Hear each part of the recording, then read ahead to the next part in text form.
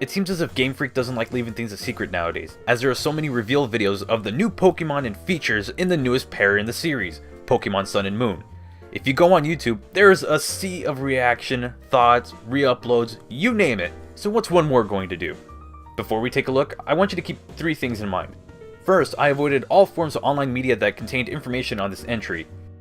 Second, this will not contain a breakdown of the mechanics of the Pokemon games, since there are people who can do it much better. I'm just looking at what's new from what I've seen. And third, this will contain spoilers for the games, the Pokemon, and the story. People avoiding spoilers, this is your cue to leave. But don't forget to subscribe on your way out, thanks. With that said, I'm Frank the GaminTank, this is Pokemon Sun and Moon, and these are my first impressions. I'm going to start with the new location, the Alola region. Yes, it is based on Hawaii, and it lays on this pretty thick. The layout of the region being islands, the town names, and even the appearance and vernacular of the region's professor will give you the feeling that this is completely different and easily gives itself an identity of its own, even if it's a little too much with the city names. I'm not even going to try. The 8 badge and Elite 4 Pokemon League Challenge have been replaced with a set of trials in each island. They consist of fighting a totem Pokemon, which I'll get to in a bit, a trainer, or even a trial of remembering poses of a Marowak dance. The last one led to another totem battle. Let's get to that. Totem battles are battles against gigantic versions of Pokemon. The 3 I've encountered are Totem Raticate, Totem Wishiwashi, yes that is its real name by the way, and Totem Salazzle. Defeating these Pokemon earns the player one of many Z Crystals, the game's reward for completing trials. After all the trials on one island have been completed, the character will move on to the next one. On paper, it sounds like the developers are padding the game with diversions, but I won't know until I play more of it. The Z Crystals are more than just trophies. They are items that can be held by a Pokemon if they fulfill a certain condition. The ones I've encountered requires them to have an attack of the same type. These allow Pokemon to use a Z move. They are one-time uses that can be helpful in a tight spot. Plus, they each include a special cutscene where the player assumes a pose like the greatest character in Dragon Ball history, the Great Saiyaman! A new concept introduced is the ability to call in allies. Wild and Totem Pokemon can call upon allies to assist them in battle. This can draw out the battle and allow the player to earn more experience by attacking when necessary and waiting to draw out the next ally. But personally, I find this rather annoying. There were a few times where I just wanted the battle to end, and right as soon as the Pokemon I faced had very little health, it calls an ally and I have to spend more time trying to knock that one out. It also seems like a cheap way to make the totem battles more difficult since some of them take a while to take down. Visually, the game is a huge upgrade from the 6th generation games, with cinematic cutscenes and improved character models. This is a good looking game, but it comes with a price and brings me to my first complaint. Since this is a game for a system that has 2 main versions, that being the 3DS and the new 3DS, your performance will vary. I use an Aqua Blue 3DS that I got in 2011. It served me well, so I never felt the need to upgrade to the new 3DS. But with this game, I feel like I shouldn't even attempt to play it since I fear one of 2 things. One, that my battery will die after 2 hours of constant use, because on launch day, I clocked in about 6 hours on the game. I had to charge it twice before I just called it a day. When it comes to playing this game on the go, I wasn't a huge fan of the battery sapping graphics that were being displayed, which easily transitions into my second complaint, and that's the performance. 3D Pokemon on the go is a very tantalizing idea that's been executed with great success with Pokemon X, Y, and Auras. But when the games enter the new generation, the older systems in the 3DS family needed to be taken into consideration. I doubt kids will be fazed by the frame rate that drops when there are more than 2 Pokemon in a battle or in a totem battle, but the long load times in battle will annoy the less patient. There is even one instance where the loading time was so long I thought my game was going to crash. Surprise, surprise, it occurred during a totem battle where the Pokemon called in an ally and I was calling for an attack.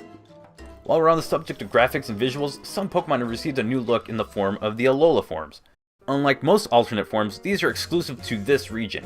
Think of it like the 2 forms of Giratina. In the human world, he is in an altered form, while transforming into his origin form when he enters the Distortion world or holds a Grisius orb. Except these can't be changed, so if they have an Alolan form, and they're bred in Alola, their offspring will take on this form. So what if a foreign region Rattata and a foreign region Ditto breed? Well, according to sources like Cerebi.net, they will produce the Alolan form offspring. That is crazy and doesn't make sense according to... You know what? I won't get into a small regurgitated piece of biology class. Let's just say that that's an insane alteration to occur in that couple hundred steps required to hatch it. These changes completely alter the design and type of the Pokemon, so some may not have the same weaknesses, except for Rattata and Raticate. They're still weak against fighting. You might have noticed that I haven't mentioned too many of the brand new Pokemon in this generation, which leads to another big issue. For a game that's set in a new region, it's heavily populated by lots of cancel Pokemon. I mean, I want a team of all new things that I've never seen before, but I keep running into the same Pokemon I've encountered for nearly 20 years. It took some time to get a team of Alolan Pokemon, but I finally did it. Even then, not all of them made sense when it came to their learn set. Here is the electric flying Oricorio, who cannot learn Charge Beam. Why? Shouldn't there be advantages to having type variations, like learning an attack of that type? Like Rotom. There's also this flying type, Trumbeak, who can't learn acrobatics. It's a flying move, you should be able to learn it, you stupid idiot. It makes me question how useful they can be when they can't learn moves based on their own type without any good explanation. Maybe if I saw the TV series that's currently airing, I'll know more, but I stopped watching around the advanced battle season. Let's get on to the new, interesting type of battle mode, and that's the Battle Royal. 4 trainers are in a battle, and it's pretty much a free-for-all.